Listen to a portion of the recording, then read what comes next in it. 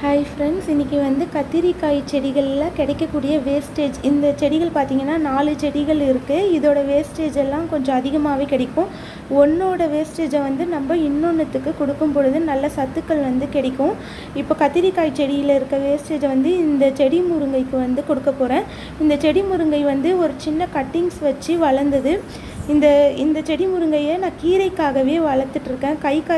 கை கால்கள் சோர்வடையும் பொழுது ஒரு சூப் வச்சு குடித்தோன்னா உடம்புக்கு வந்து நல்ல ஆரோக்கியம் கிடைக்கும். இந்த இலை சருகுகளில் பார்த்திங்கன்னா இந்த இலைகளை விட இதில் இருக்கக்கூடிய இந்த சின்ன சின்ன சருகுகள், இந்த கிளைகள் தான் நம்ம செடிகளுக்கு வந்து அதிக சத்துக்களை வந்து கொடுக்கும். கீரைகள் பார்த்திங்கன்னா எனக்கு எப்போயுமே கீரைகள் கிடைக்கணுன்றதுக்காகவே இந்த செடி முருங்கையை வளர்த்துட்ருக்கேன். என்கிட்ட இன்னொரு முருங்கை மரமும் இருக்குது. அதில் பூக்கள் இருக்கும் பொழுது கீரைகள் வந்து பறிக்க முடியாது. இன்னமும் கூட பார்த்திங்கன்னா